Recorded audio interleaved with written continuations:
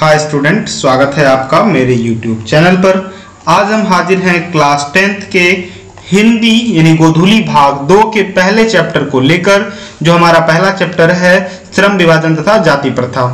तो बने रहिए मेरे साथ। मेरा नाम है अभिनव प्रेम कुमार। यदि अभी तक आप मेरे चैनल को सब्सक्राइब नहीं किए हैं तो प्लीज आप मेरे चैनल को सब्सक्राइब कर लें, ताकि आप यहां से क्लास 10th के 11, 12 तथा पॉलिटेक्निक इत्यादि की कंप्लीट सिलेबस का तैयारी यहां से आप कर सकते हैं। तो चलिए सबसे पहले हम लोग श्रम विभाजन तथा जाति प्रथा के लेखक भीमराव अंबेडकर के बारे में पढ़ लेते हैं, उनकी जीवनी के बारे में पढ़ लेते हैं, फिर आगे हम लोग बढ़ेंगे। तो देखिए, जैसा है आपको यहाँ दिख रहा है कि भीमराव अंबेडकर कहता है, यह फोटो भी दिख रहा है कि ये जो है हमारे कौन है, भीमराव अंबेडकर साहब है। कहता है बाबा साहेब अंबेडकर का जन्म 14 अप्रैल 1891 ईस्वी में। आप याद रखिएगा, कई बार ऑब्जेक्टिव में पूछा गया है कि भीमराव अंबेडकर का जन्म कब हुआ है, तो 14 अप्रैल 1891 ईस्वी में माहू मध्य प्रदेश में एक दलित परिवार में हुआ था। मानव मुक्ति के पुरोधा, मतलब जो मानव के सच्चे ज्ञान या मानव की सच्ची स्थिति के बारे में जो वकालत करते थे, जो उनको बढ़ावा देते थे, तो वे कह मानव मुक्ति के पुरोधा बाबा साहब अपने समय के सबसे सुपठित जनों में से एक थे। प्राथमिक शिक्षा के बाद बड़ौदा नरेश, ये भी बात आप याद रखिएगा, किनके, तो बड़ौदा नरेश के प्रोत्साहन पर उच्च शिक्षा के लिए न्यूयॉर्क, कहाँ गए, न्यूयॉर्क अमेरिका गए, फिर वहां से लंदन गए और उन्होंने संस्कृत का धार्मिक, पौराणिक और पूरा वैदिक वांडम्य अनुवाद के जरिए पढ़ा और ऐतिहासिक सामाजिक क्षेत्र में अनेक मौलिक स्थापनाएं प्रस्तुत की। सब मिलाकर वो इतिहास के मीमांसक, मतलब जानने वाले, विधिवेत्ता, अर्थशास्त्री, आपको पता होना चाहिए कि भीमराव अंबेडकर बहुत बड़े अर्थशास्त्री भी थे, समाजशास्त्री, यानी भीमराव अंबेडकर के सलाह पर ही आरबीआई की स्थापना की गई थी, केंद्रीय बैंक की स्थापना की गई थी। आप सोच सकते हैं कि भीमराव अंबेडकर कितने बड़े अर्थशास्त्री थे। समाजशास्त्री, शिक्षाविद, जो शिक्षा के लिए काम करते, धर्म दर्शन के विख्याता बनकर उभरे। स्वदेश में कुछ समय उन्होंने वकालत भी की। वकालत मतलब यानी जज के सामने जो आर्गुमेंट पेश किया जाता है, जिसको हम लोग वकील बोलते हैं, अंग्रेजी में हम उसको लॉयर बोलते हैं। कहता है कि समाज और राजनीति में बेहद सक्रिय भूमिका निभाते हुए उन्होंने अछूतों, स्त्रियों, मजदूरों को मानवीय अधिकार व सम्मान दिलाने के लिए अथक संघर्ष किया। क्या किया? अथक संघर्ष किया। बढ़ते हम लोग आगे, थोड़ा सा पीडीएफ को ऊपर ले जाते हैं। उसके बाद देखिए क्या कहता है, कहता है रचनात्मक के मूलतः 3 प्रेरक व्यक्तित्व रहे। क्या है? उनके चिंतन व रचनात्मक के 3 प्रेरक व्यक्ति रहे। कौन कौन? बुद्ध, कबीर और ज्योतिबा फूले। आपको याद होना चाहिए कि ज्योतिबा फूले लड़कियों की शिक्षा के लिए बहुत सारा काम किए थे, और इनकी पत्नी।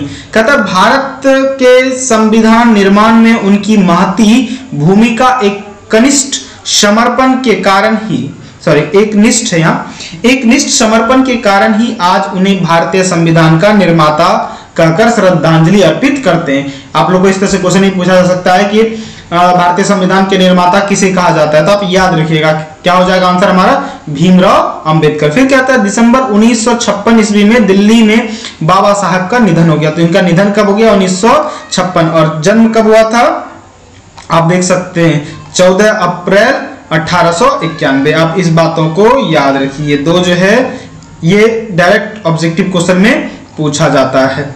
अब देखिए बाबा साहब के जो रचनाएं हैं प्रमुख, उसको देखते हैं। The caste in India, their mechanism, ये एक किताब है। जेनेसिस एंड डेवलपमेंट, दूसरा है the untouchables, who are they, who are Shudras, Buddhism and communism, ठीक, Buddhism and his Dhamma, thoughts on linguistic states, the rise and fall of the Hindu women, annihilation of caste, Hindi में उनका संपूर्ण वांडम्य, भारत सरकार के कल्याण मंत्रालय से बाबा साहब अंबेडकर संपूर्ण वांडमय नाम से 21 खंडों में प्रकाशित हो चुका है। तो ये भी आपसे पूछा जा सकता है कि कौन प्रकाशित करता है बाबा साहब के द्वारा लिखी गई पुस्तक को हिंदी में, तो ये हो जाएगा हमारा कौन, भारत सरकार के कल्याण मंत्रालय। चलिए बढ़ते हम लोग अगले तरफ। कहता है यह अब इस पाठ के बारे में देखिए क्या है। यहां प्रस्तुत पाठ बाबा साहब के विख्यात भाषण एनिहिलेशन ऑफ कास्ट में ललाई सिंह यादव द्वारा किए गए हिंदी रूपांतरण जाति भेद उन्मूलन से किंचित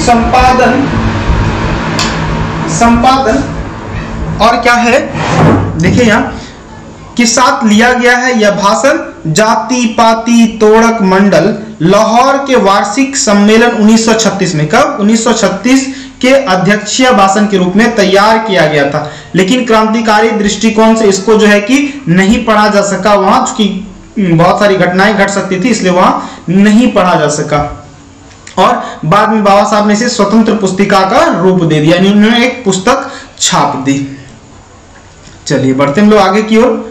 उसके बाद देखिए क्या कहता है कि श्रम विभाजन के नाम पे मध्ययुगीन अवशिष्ट संस्कारों के रूप में बरकरार जाति प्रथा पर मानवीयता, नैसर्गिक न्याय एवं सामाजिक सद्भाव की दृष्टि से विचार करते हैं। जाति प्रथा के विषमता पूर्वक सामाजिक आधारों, रूढ़ पूर्वाग्रहों और लोकतंत्र के लिए अस्वास्थ्यकर प्रकृति पर भी यहां एक संभ्रांत विधिवेत्ता का दृष्टिकोण उभर सका है कि उन्होंने किस तरह से जाति प्रथा हमारे ऊपर हावी है, किस तरह से श्रम विभाजन होता है कि जो जिस जात का होता है उसी तरह का वो काम कर सकता है या उसको करना चाहिए, इस तरह पे क्या ऐसा उनका मत है, ये सारा चीज हम लोग चैप्टर में पढ़ेंगे। उन्होंने कंप्लीट नॉलेज दिया है श्रम विभाजन के ऊपर, एक बहुत ही अच्छा व्याख्या दिए हैं, उन सबको हम लोग देखेंगे। उसके बाद देखिए क्या आता है, भारतीय लोकतंत्र में भावी नागरिकों के लिए यह एक आलेख अत्यंत शिक्षाप्रद है। क्या है? अत्यंत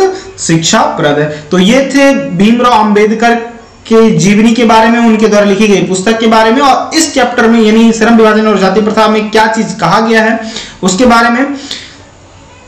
आई होप कि आपको अच्छा लगा होगा। जस्ट ही हम दूसरे वीडियो में आपके पास प्रस्तुत होंगे, तो तब तक के लिए धन्यवाद। यदि अभी तक आप मेरे चैनल को सब्सक्राइब नहीं किए तो प्लीज आप मेरे चैनल को सब्सक्राइब कर लें और हमसे टेलीग्राम चैनल पर जुड़ जाएं। आपको सर्च करना है नोवेल्टी अमरपुर एजुकेशन और वहां आप हमसे जुड़ जाइए और डेली नोटिफिकेशन पाइए कि कब किसका कौन सा क्लास होता है। सारी इंफॉर्मेशन इसके साथ क्विज भी आप वहां कर सकते हैं, कोई डाउट हो तो आप वो हमसे पूछ सकते हैं, सारा आप यहां से हमें टेलीग्राम से पूछ सकते हैं। तो आज के लिए बस इतना ही।